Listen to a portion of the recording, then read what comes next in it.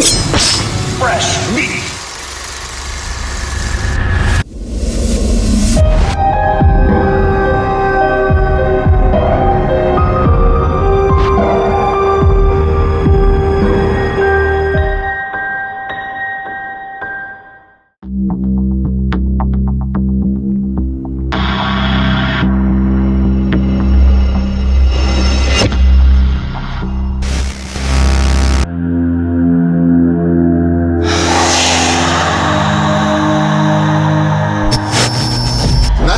We got Lance Henriksen put our show up on his social media because he's really good friends now with Lance Henriksen.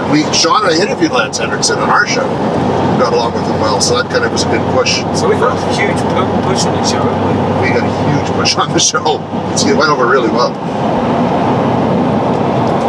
All right, Peter, well, we're on the road heading to a barn here in rural British Columbia. What do you got lined up for us today? So we're off to Dee's place. She bought a barn a few years ago, and she's having a lot of problems with that. The reason why it's kind of spiked my interest is things that she's having going on is identical to a case that I had probably about 10 years ago. There's definitely a phenomenon behind it, and it'll be interesting to see what we can unravel here. You can hear Jason in the background. This is a classic example of possession. All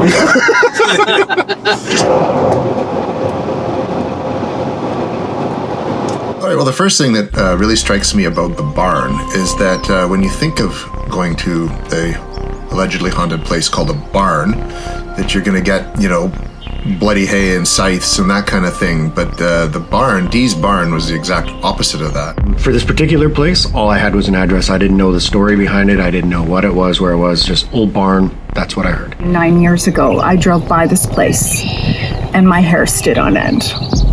And I'm like, oh my gosh, I've got to own this property. As far as Dee, I believe she thinks something is happening to her. Totally cool with that. Very nice lady, super hospitable, great place, great business. Can't say enough good things about that. No idea what the alleged haunting was. And I would say about a year and a half ago, I started experiencing some unique things that have never happened to me in the past.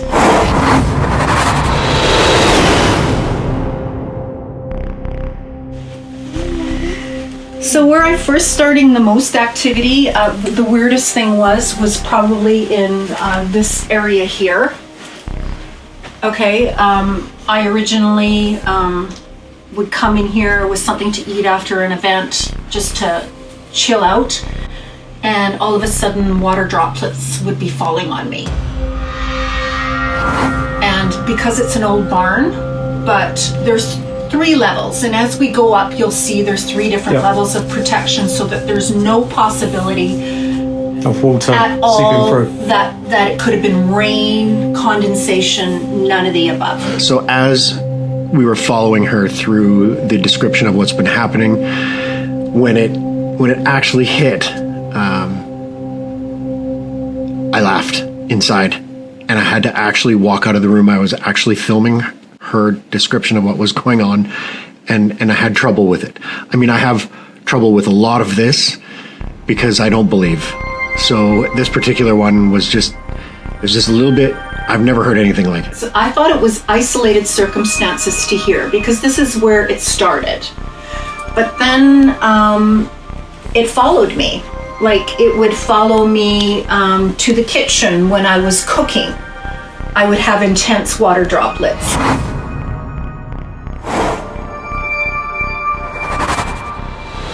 I would notice it at my office at work, and then I would notice it sometimes in the car when I was driving. And then I would go to my parents' house and it would happen. She's having this happen not just here, but elsewhere. And from a paranormal perspective, that could lead to, as Jen said, ideas of attachment. It was a beautiful, beautiful summer day, and my mom was sitting right beside me, and swoosh, like water here, and I rarely get water on my leg, but it was so much water that it was on my leg for the first time, and my mom just happened to be sitting there.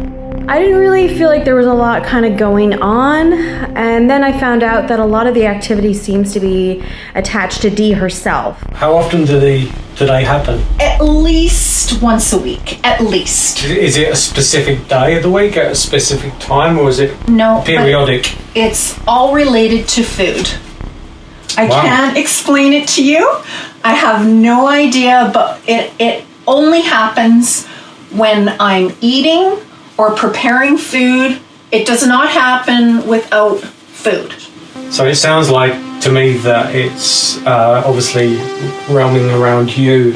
And the other thing that I do experience is I have a whiff of cigarette smoke, just strong, for about 30 seconds. That is right in front of me, and then poof, it's gone. Is it in a particular area in the barn or anywhere in the barn? A lot of it's mostly right here. Okay.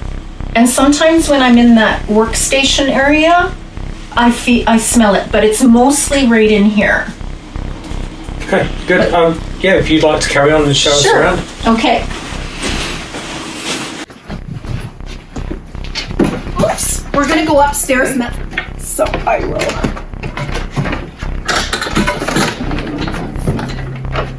I'll just go up and open it up. So cool. Climbing up glass. He had chicken pens up here. Oh, okay, yeah. So I don't know, it was years and years and years of Faces and exactly. So for anybody that's brave that wants to go on the ladder, I'll flip it open. And this is why I say my reservations are only a quarter way done, because I want to eventually be able to expose these ceilings if I stay. Okay, who's going first? So you can go right up and look all the way around, especially behind you. Oh, wow. Peter, Yep. take this and just do a pan around with it.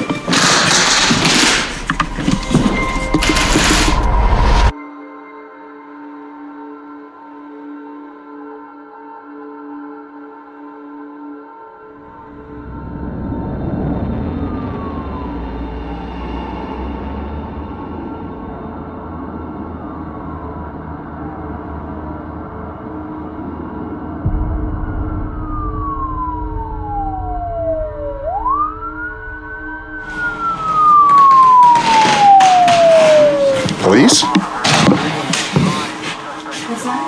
3 police cars. Next time on We Want to Believe. But apparently while we were inside, the police showed up. Definitely a first for me, and I'm sure for a lot of the other investigators.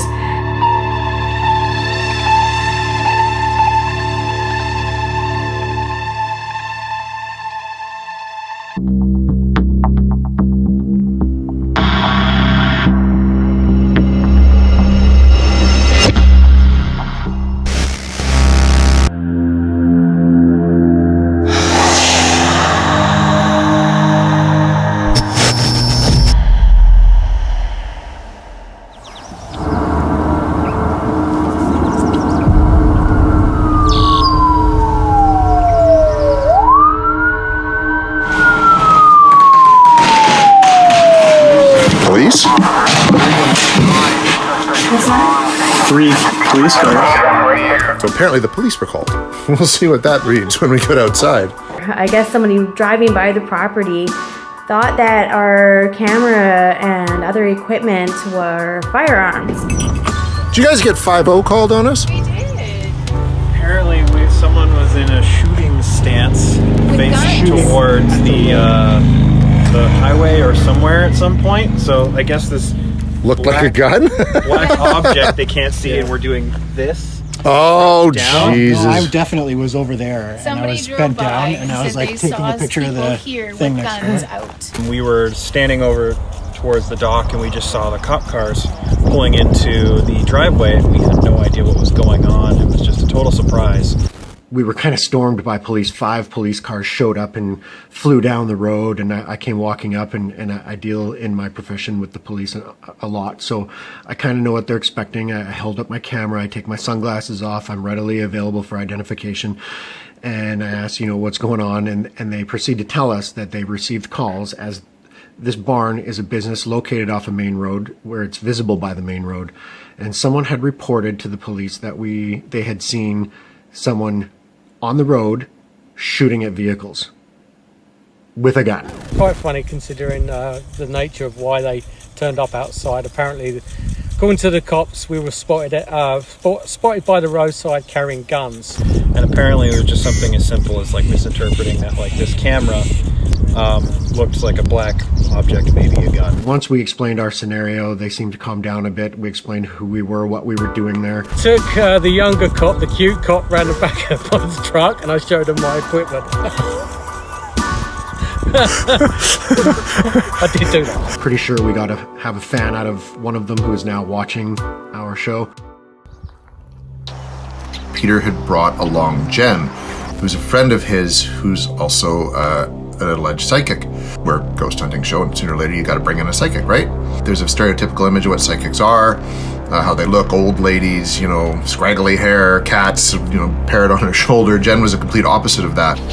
My name is Jen, and I'm a psychic medium. I've been aware of the spirit world since the age of 5. It was interesting having Jen here as a psychic. Like I said, I'm not 100% sold on psychic phenomena, but Peter believes in her. We brought Jen in. Jen's a very good friend of mine.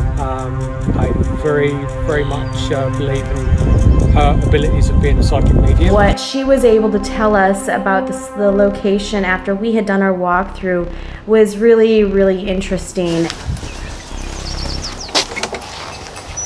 So there's a female here who's just thrilled, to be here. I almost feel like it is her own space. It's her own space. This is her space, or she claims it her space. I'd say 5'4" to 5'6". Very slight build. She's tiny, and she has her hair up top. Looks like some curl or some puff up top, and she's got the rest pulled back, or either it's pulled back. Thank you. It's pulled back. She has duties, and she feels at this place she has duties to fulfill. Like I said, it feels like this is her space, and she's very proud of it. And she's very busy, very busy. Kitchen, back and forth, back and forth, back and forth. In the rooms, back and forth. I feel her more down here, but as a hostess, she would take you upstairs and show you around, but she's telling me that her work is down here.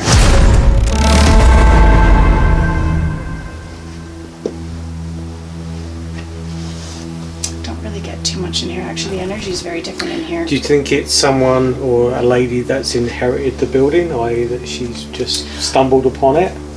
I don't think there's familiarity. So she didn't it's not just somebody who's walked through. Very outgoing, very chatty, but very much a homebody in the sense of like June Cleaver. If you go to her home, she's going to make you feel comfortable, and she wants you to feel comfortable. She's going to take care of you. And that's very much what this lady does. She's just busy from here to here, here to here, here to here. She's got the apron on. There is a male too, but I'm having a hard time bringing him in. It's the gentleman, if I can call him that was with me this morning. He's still keeping a distance, so I'm having a hard time figuring out if he's just here to be here or if he's here, part of this. So this space in here, right, this looks like a dressing room. It's a bathroom. Her voice, people hear her voice. It's a female voice that they hear. If somebody was in here, I feel they would have heard female voice, or who would have heard female voice in this area. Just because this is her area. And plus being with water is a conduit. I'm just hesitant to go up there. It's not that it feels negative. I just feel that it's somebody's space that wants to be, I don't know if I'm right to say, left alone. We're about to get ready to head into the barn. So 2 teams going in at 2 different times. It'll be interesting. I've never done it quite that way before. So we've moved into the bedroom area where Dee has experienced, she says, most of the phenomena, especially the water.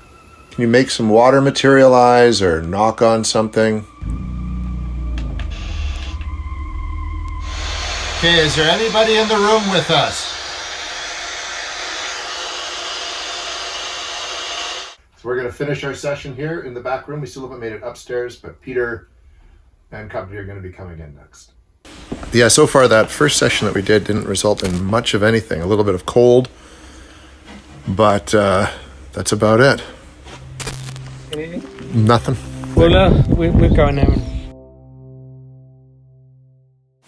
My name's Peter, and I'm with Jen? Marcus. Sean. If there's anyone here, can you please step forward? We wish you no harm and no harm to come to us. We're just here to communicate with you. If you could start off, please, by telling us your name.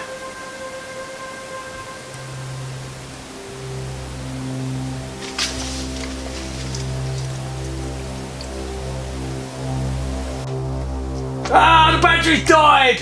Fuck! Sorry, don't put it on there. Hey mate, just got to the UVP and the battery's died. Oh no! So we can go in then? Yeah. Sorry, I was getting all excited. There might be something that Peter captured, but the battery died just before he was about to show us. Oh, geez. Would you like us to leave? Would you like us to leave? No? No. It was just down there. Yeah. No. Usually it's get out. Yeah. Right? Like, yeah, right. Sounds like a woman. I was gonna say it's female.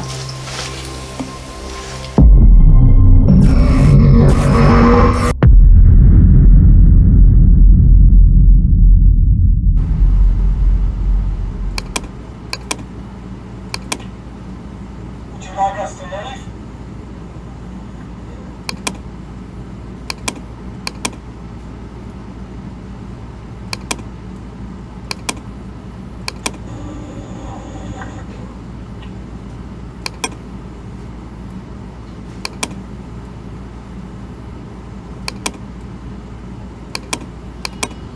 Would you like us to leave?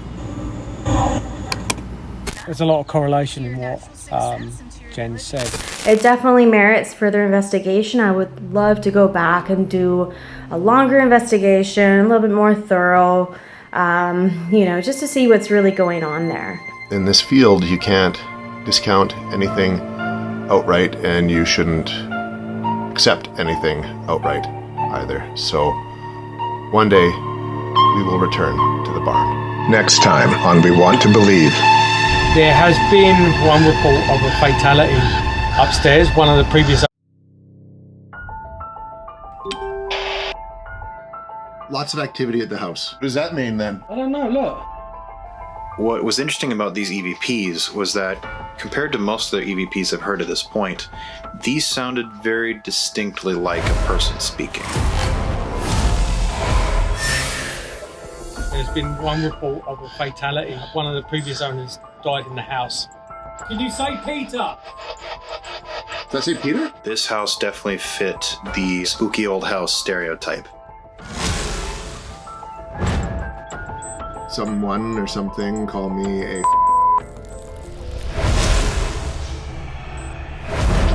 Can you say hello to us? That's wild.